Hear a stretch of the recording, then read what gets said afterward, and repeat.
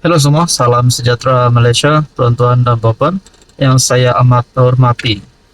Saudara-saudara, terima kasih kerana terus setia dan bersama di dalam channel ini. Rupanya ada satu pengakuan daripada kepimpinan besar Bersatu ataupun Perikatan Nasional, yaitu Peja ataupun Faizal Azum. Ada yang kata beliau ini layak untuk kekal jawatan sebagai timbalan presiden. Ada yang kata beliau ini mungkin layak untuk jadi presiden Bersatu. Namun, bagi pandangan sesetengah orang pula, berkata beliau ini tidak layak untuk menjadi top 5 Bersatu. Namun saudara-saudara, itu semua hanya pandangan. Dan ini satu kenyataan terkini daripada Peja sendiri, dikongsikan melalui Malaysia Kini bertarik 15 November. Kalau esok saya jadi ahli biasa pun, saya tetap oke. Ahmad Faizal Azumu mengakui cara dia menyampaikan mesej mengenai pengundurannya dari jawatan timbalan Presiden Parti mungkin menyebabkan berlaku kekeliruan kepada Muhyiddin Yassin. Bercakap kepada Malaysia Kini baru-baru ini, Ahmad Faizal berkata, selepas tewas dalam PRU, dia memang berasa tidak sesuai lagi untuk berada di posisi nombor 2 dalam Bersatu.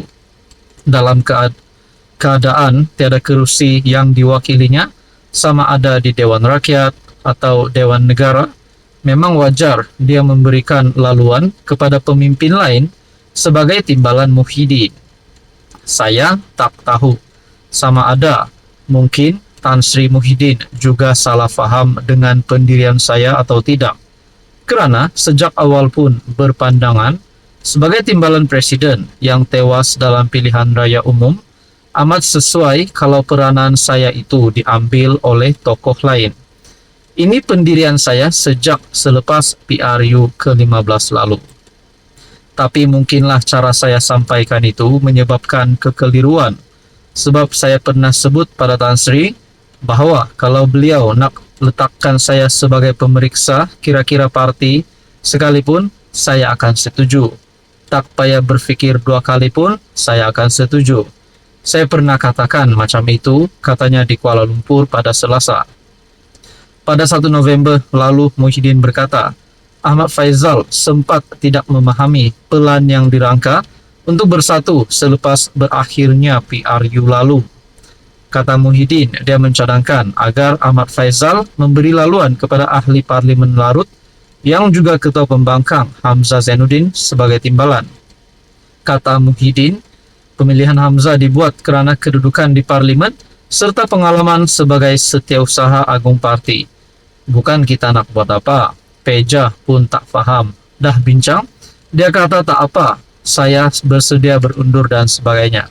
Tapi saya kata tidak payah berundurlah, berundur setapak saja. Kalau boleh, isi satu daripada kekosongan jawatan naib presiden. Untuk rekod dalam pemilihan Bersatu, pada 3 November lalu, Muhyiddin kekal sebagai presiden, manakala tempat Ahmad Faizal Azumu digantikan Hamzah secara rasmi, selepas kedua-dua mereka tidak dicabar oleh mana-mana calon. Ahmad Faizal yang juga bekas Menteri Besar Perak memenangi 1 daripada 3 jawatan naib presiden. 2 yang lain ialah penyandang Ronald Kiandi dan Radzi Jidin. Adakah selepas ini Hamzah Zainuddin pula berkemungkinan mempunyai harapan yang cerah untuk menjadi presiden Bersatu pada masa akan datang? Ataupun mungkin juga Azmin Ali? Kita nantikan saja. Apa komen anda? Halo semua, salam sejahtera Malaysia. Selamat datang ke channel Fels Lifestyle. Terima kasih kerana terus setia dan bersama di dalam channel ini. Saudara-saudara, setelah kita dikejutkan dengan kabar duka cita pemergian Allahyarham Dayam Zainuddin baru-baru ini, akhirnya satu berita menggemparkan di mana ada portal daripada Harapan Daily yang berkongsi Tun Mahathir sanggup memfitnah. Sampainya hati Tun Mahathir ambil kesempatan fitnah Anwar. Benarkah Mahathir berfitnah? Kalau benar, apa yang Mahathir fitnah kepada Anwar? Sampai hati Tun Mahathir ambil kesempatan. Fitnah, dendam Tun, tiada siapa berani melawan. Perkongsian daripada Harapan Daily bertarik 14 November. Saya terkejut membaca ulasan Mahathir di atas pemergian Allahyarham Tun Daim Zainuddin. Antara ulasan beliau ialah tanpa sebab, kerana dendam. Inikah balasan yang menimpa kerana dendam? Sampai hati di saat keluarga kesedihan, Mahathir ambil kesempatan mengulas kematian tersebut dengan politikan provokasi negatif. Saya tidak mahu komen orang yang sudah tiada, tetapi penulisan itu sungguh tidak adil kepada Anwar Ibrahim sebagai ketua kerajaan. Mahathir cuba menggambarkan Anwar sebagai pendendam, kononnya di usia akhir Allahyarham Tun Daim diherdik. Berkaitan dengan ini, saya ada membuat ulasan di dalam video melalui channel ini. Dan pada akhirnya ada beberapa komen yang saya nak sampaikan, yang saya nak kongsikan kepada tuan-tuan dan puan yang menonton video ini hari ini. Tapi sebelum kita teruskan, kepada yang baru di dalam channel ini, Anda dipersilakan untuk bantu channel ini dengan menekan butang share video ini, tekan subscribe. Saudara-saudara, di dalam beberapa komen yang saya nak kongsikan,